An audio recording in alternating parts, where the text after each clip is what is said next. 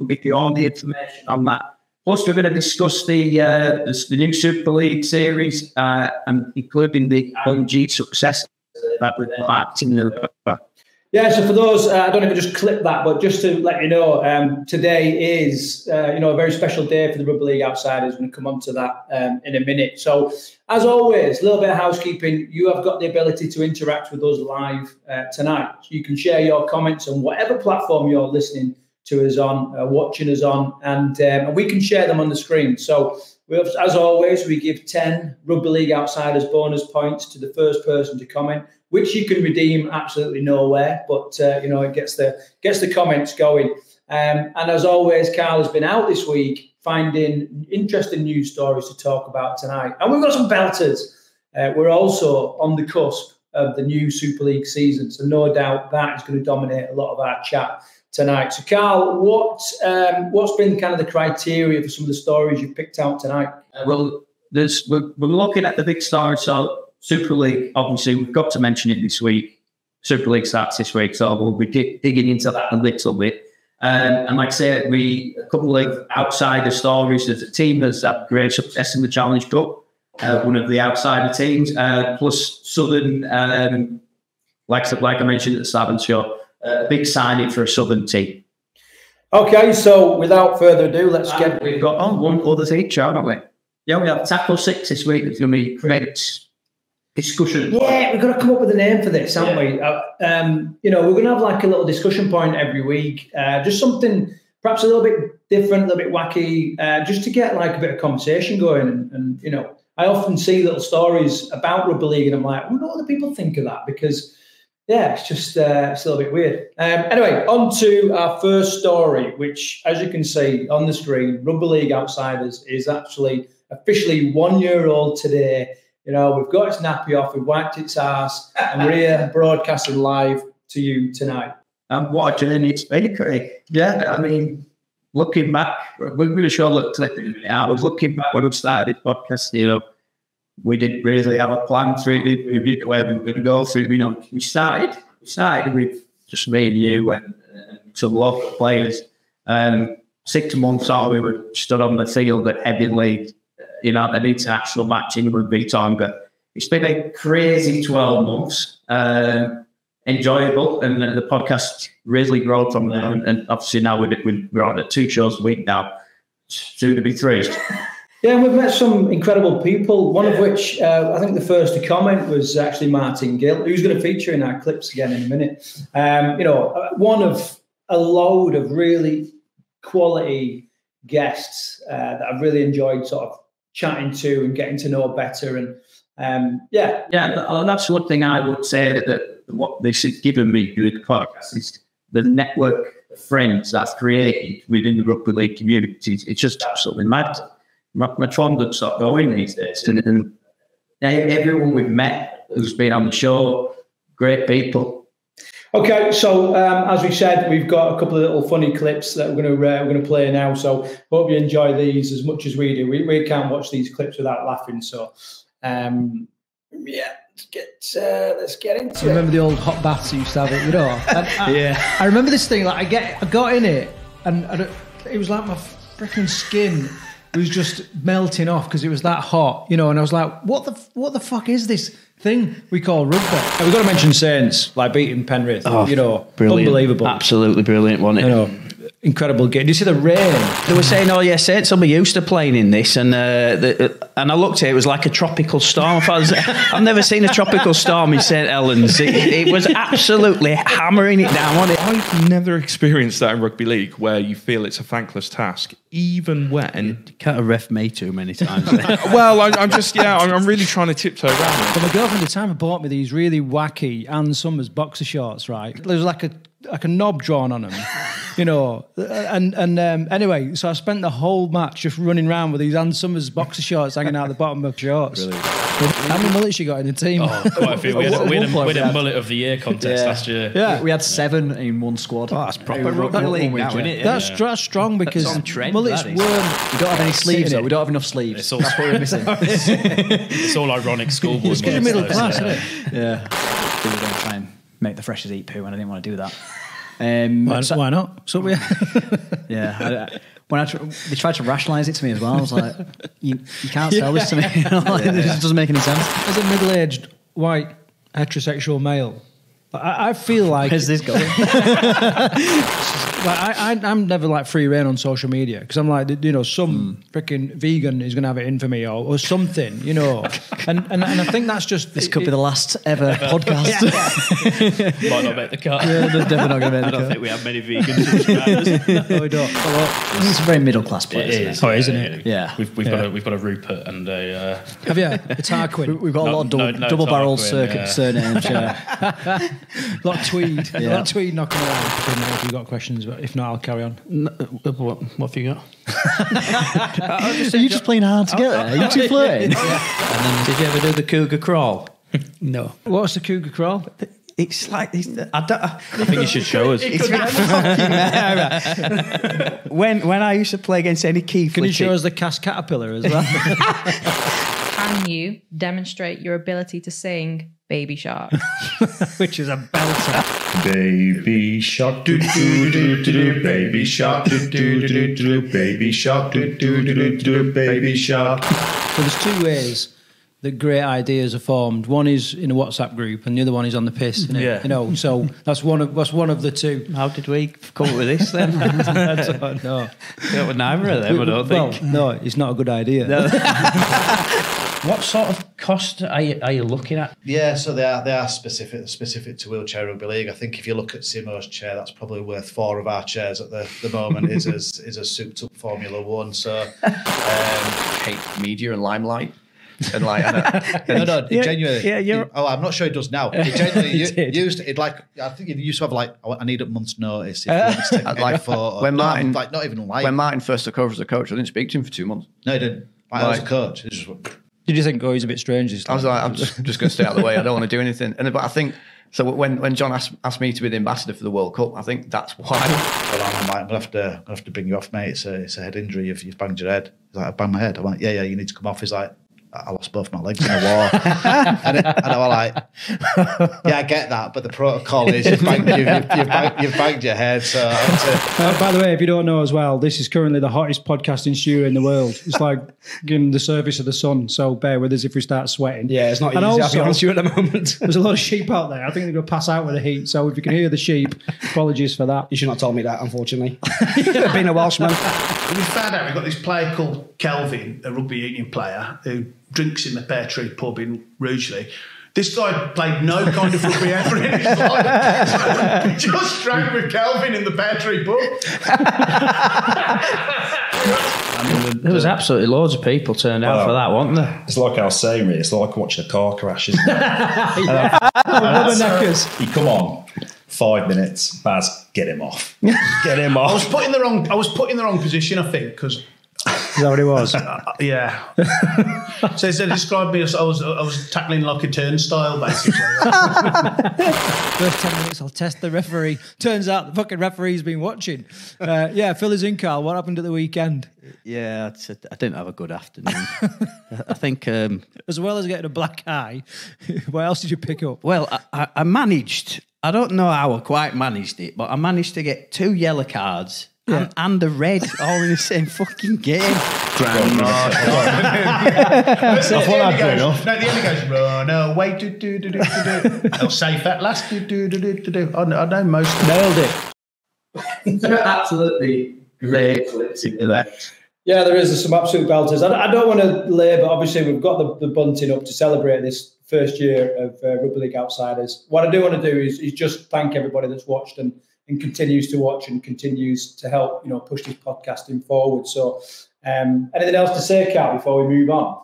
No, just I wanted to comment on a couple of the 2 lads from Leamington were absolutely class. Brilliant, absolutely banter all the way through it. And Matt with a Stross voice when he's singing. It's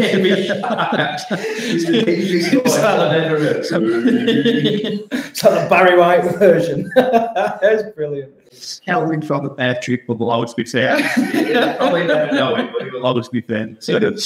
Okay, so from the success of this podcast to potentially some early IMG success, Karl, What have you got to say about that? Yeah, so I've been looking at the promo for Super League this year, and it looks incredible. Everywhere you look in Manchester, there's just billboards, digital billboards, training station signs on the floors of the train station, ticket machines, huge billboard outside Liverpool train station. To me, the early signings of IMG appears to be a success. I don't know what you think about that. I think it's gone largely unnoticed by myself. I don't know. I've not seen a great deal. If you look at what's happening since IMG has come on board, Super League Plus. Yeah, every single game is going to be live on TV. Yeah, a new deal with BBC, so it's Rugby League's going to be on free-to-air TV.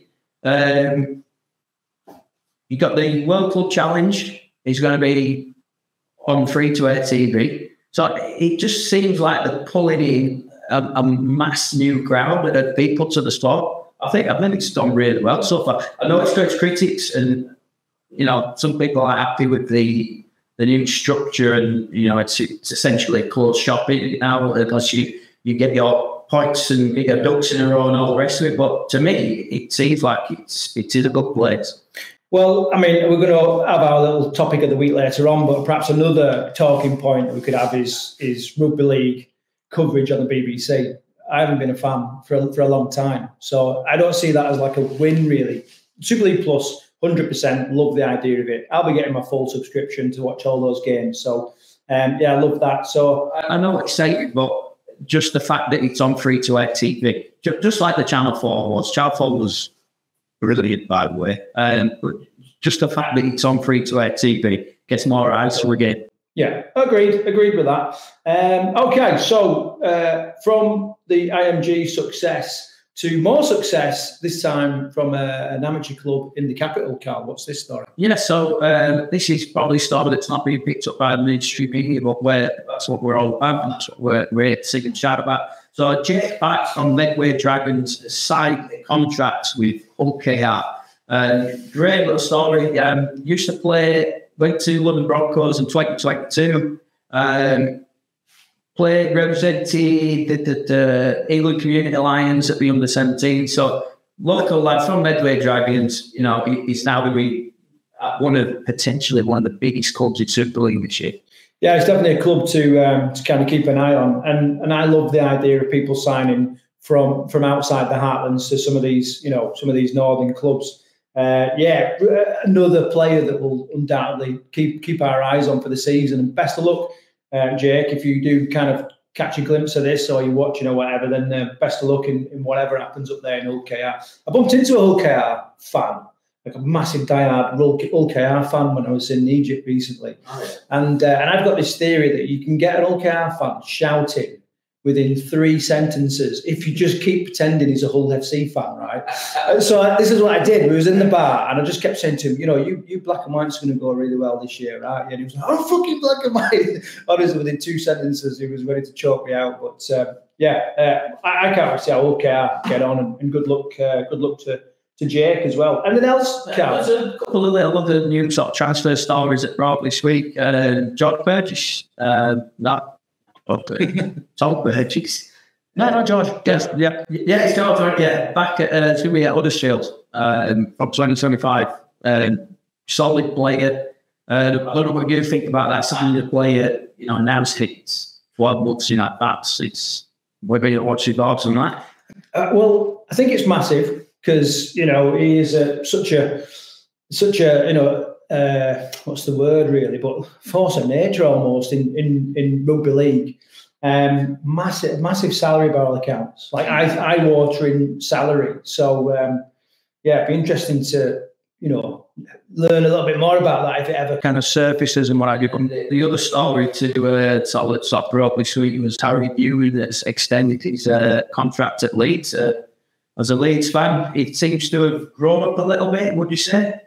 Yeah, it was always like a little bit like tempestuous. What's that word? I can't remember the word, but a little. I don't know. Yeah, sometimes attitude kind of got in the way a little bit, and then obviously significant injury as well a couple of times. What I actually So a different side to it. What was reported this week is that, you know, the reasons why he stayed at Leeds, where he, you know, basically is very, very much a family man. His brother had a cardiac arrest when he was 11-year-old. He's really, really close to his brother, and you know, didn't want to move away from him, and that was one of the big reasons why he stayed at Leeds. And I thought, well, that's phenomenal, because, you know, it was possibly getting on for being able to get a place in any team almost, you know. So fair play for staying at Leeds. And, you know, I think other players in the past have just ditched the club when big money comes calling and all that. So yeah, you know, great from a young lad. I think Sean Wayne did a lot of good for him when we took him on in good team, and he seemed to grow up a lot in the end. And that series against Tonga, was Tonga won it. Yeah. So yeah, he seemed to grow up a lot. They've coming of age, so I'm expecting good things in this year. Yeah, whilst we're talking about Super League as well, a friend of mine, Tim Jones, he runs a prediction league on Facebook. I don't know if you can join or whatever. I just want to give him a little bit of a nod, because I've done this prediction league with him for 3 or 4 years now, and he puts so much effort into it. You know, he'll summarise the results every week of how people are doing, and, you know, he tags people in a couple of times sometimes just to get them to submit their predictions, and he just deserves a little bit of a nod, because you know, we talk about like getting people interested in rugby league without going to a game. It's stuff like that keeps people, you know, interested, and it's a little bit like dangling a bit of string in front of a cat. You know what I mean? When you're dangling the string, the cat's really interested. You lay the string down, it's there, but you can have it. The cat loses interest. And, you know, I think rugby league can be a bit like that out of season, but he does a good job, and I just want to kind of thank him publicly for doing it and keep pushing him on. And I'm hoping you join in the little prediction league, Karl. I have joined it, actually. I've joined it on there, so I'm going to get stuck easy this year, and they're putting detailed predictions on what I'll be predicting on the show. Either way, I'm going to get one right. Yeah. So yeah, that's also worth mentioning. We did it last year, didn't we? And it was a bit of fun, and we were terrible at it. And people used to sort of enjoy. I think we actually had people watching the podcast, didn't they, just for the prediction, but we did keep up with it because we had so much going on at the time. But we are bringing it back. So it's going to be an extra little episode each week, just about useless predictions. It's got no relevance whatsoever. And you can pick the opposite of what we're going to pitch. Yeah, not backed by any kind of theory or science or anything like that. So, okay, moving on from Straight Out of Brompton, which I think is the headline of the year, to our next bit of news. Breaking news. Always breaking news. She was all like, they actually broke on Monday. It's Sherwood Wolford have entered the Midlands side in the men's competition. So I wanted to stop. Is that there? Sherwood Wolford have entered the Midlands side in the men's competition. Club celebrating 10 years this year, the week before the actual 9. So back played in the Midlands League. Come back from the auction vision, and they're going to be excited to have them at the Midlands side. Yeah, the Midlands night, you know, it's rapidly gaining traction, and it's rapidly approaching as well. Obviously, we've got the trophy there behind us. If you've not seen that yet, it's quite a sizable, significant trophy for the men's and the women's competition, and then the social one is just a little bit smaller than that. So yeah, it's going to be a great event. And there's other stuff going on we can't really announce, but we're really excited about it, which will help kind of support the event and just reinforce it and make sure that it's going to be the spectacle that we want it to be. So more on that later on. Yeah, one thing we can announce, so we are going to have I'm really excited about this actually, the State of Mind are going to be at the Nines. We're going to have a little stall there. We're going to have, it's what's called In the Eyes of the Referee or something like that. So you're going to make a point of the Nines, put a VR headset on, then you're going to be able to see a professional game of rugby league through the referee's eyes. It's full 360, so, you know, whichever way you look, it's your wrestling game. And the RFL are going to be there. And we're sort of hoping that people can go along and try this. And hopefully this will be an introduction into refereeing. And then if you do want to get involved in refereeing, you know, you might be help out on the day, running the touchline or or something like that. And we got a little video from the website. Yeah, we'll just play a little bit of this clip. If you want to, there's a full version on YouTube. We'll stick a link below this episode later on. So, I'm Marcus Griffiths, Rugby League referee. Welcome to Be the Ref.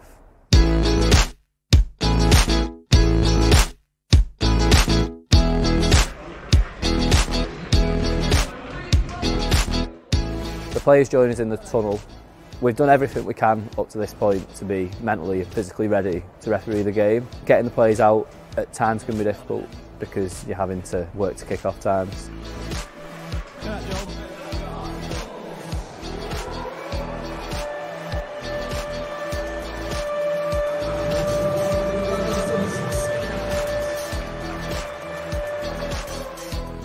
This game in particular was Kev Brown's last game or appearance for Salford. He got a guard of honour from the players as a show of respect.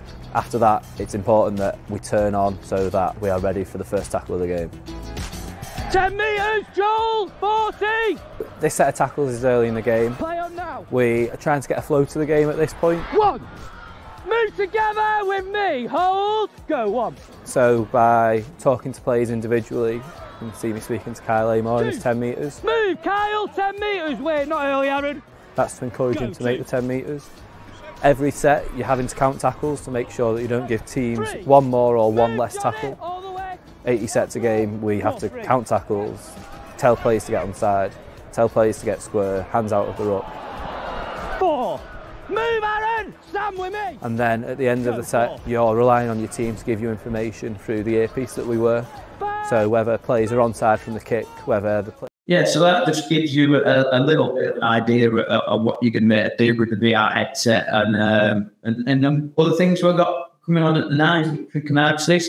Going to be sort of fundraiser for MNDA, working with a former friend of the show, Graham, who's raised phenomenal amount of money for motor neuron disease. And he's going to be running some sort of kicking contest there.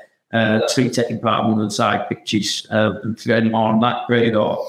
No, it's just going to be a case of like a bit of a background activity where people can, chuck in 5 or 10 or whatever it's going to be, joining the kicking competition with a chance to win half the pot, and the other half of the pot goes to MNDA. So he's going to be there. He's also got, Rugby League jersey, day. So he'll have a little stall on there and a couple of little bits and bobs. So things really starting to take shape there. Yeah, while we're talking about Midlands League, this is actually live breaking news. I was bullshitting here. This is actually live breaking news. Another team's just been announced currently taking part in the Midlands. It's a new team, Hereford.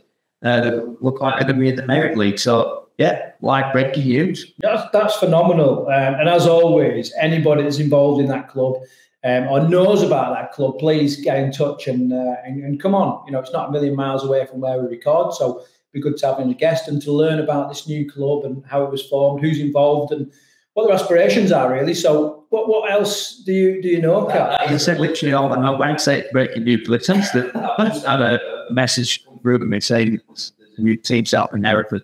That's all I know. I'll do some biggie. I'll be back next week. Okay, so big news in the Midlands to big news in the Challenge Cup. So on to the next story, Karl. Yeah, so it's just a roundup of the Challenge Cup results, really.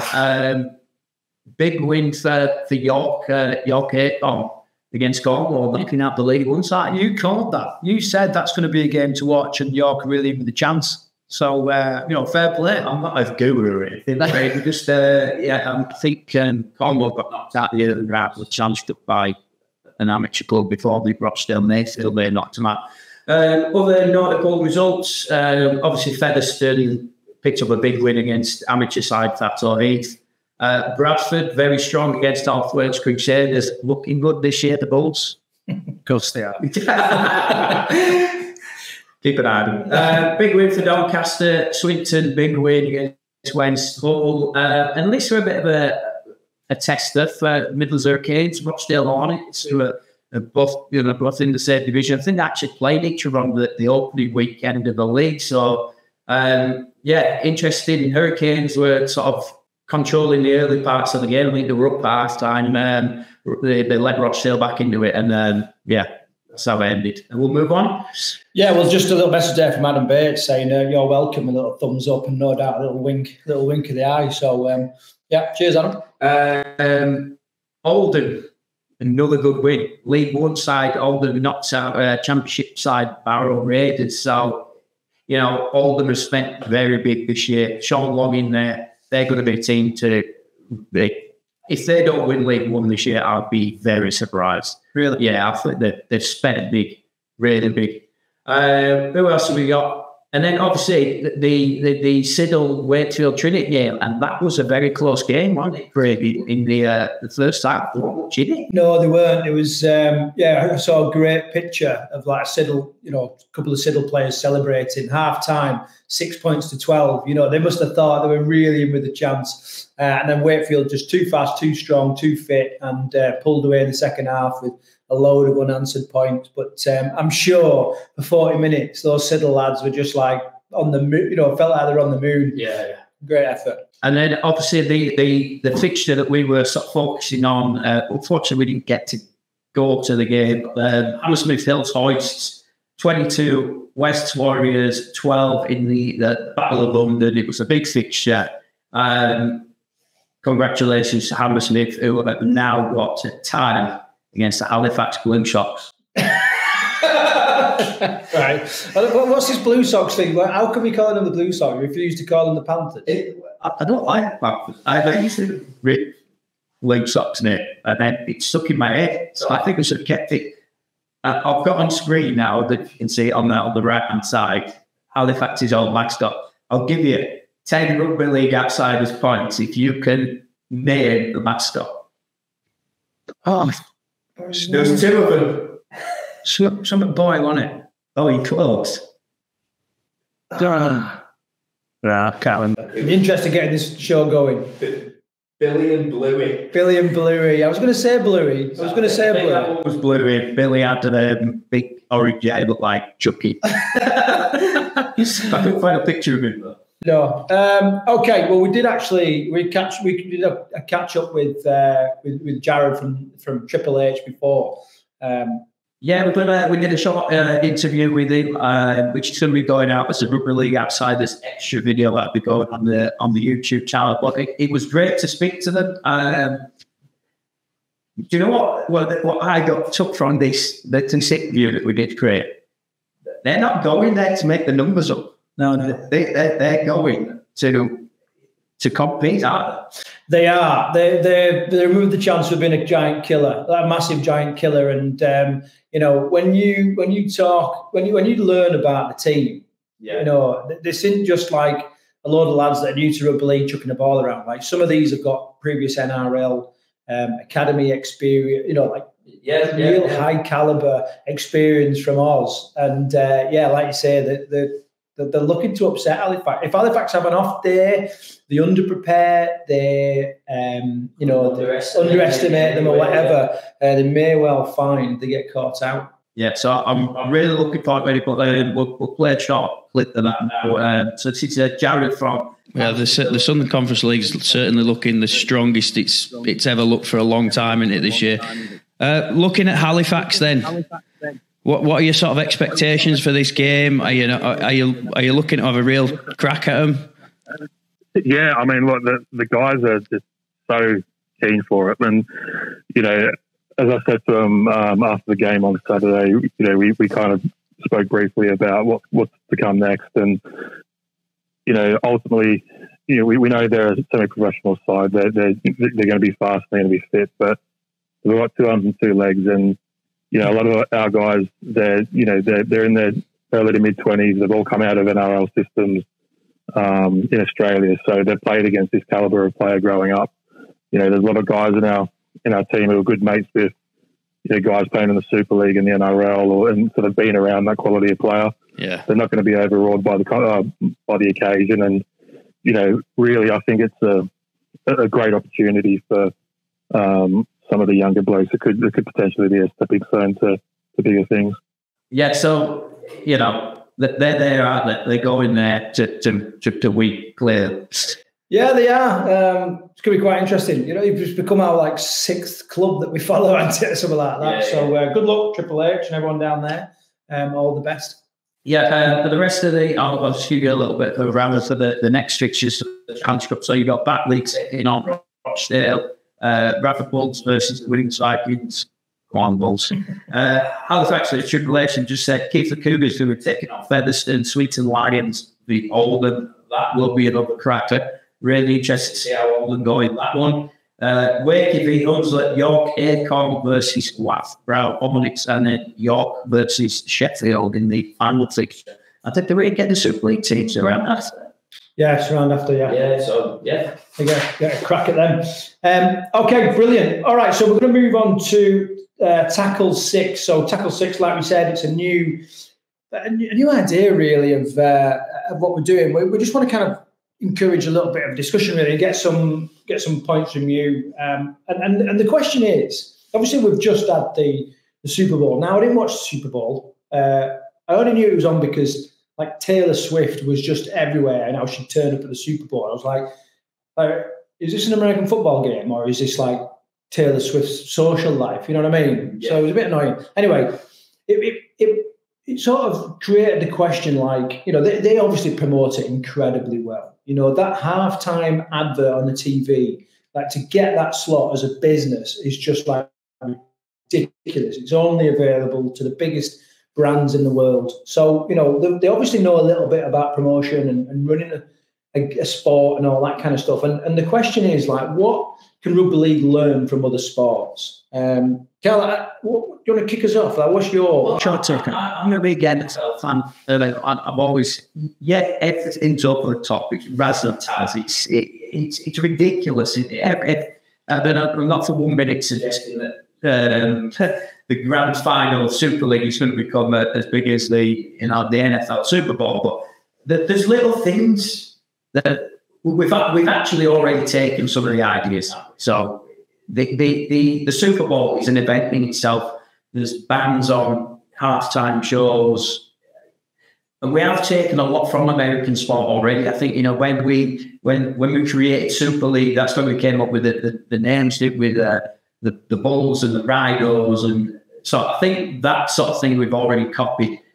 One thing that I think that works well in American sport, and I don't know if this will work in Super League, but I'm just going to throw it out there. They have a draft pick every year. Yeah. So at the end of the NFL year, the teams get ranked, the highest to lowest. The lowest ranked team gets the first pick of top college players. Do you think something like that work in rugby league, or is it just absolute nonsense? It sounds very complicated for a couple of Northerners in a podcasting studio in the middle of the Midlands.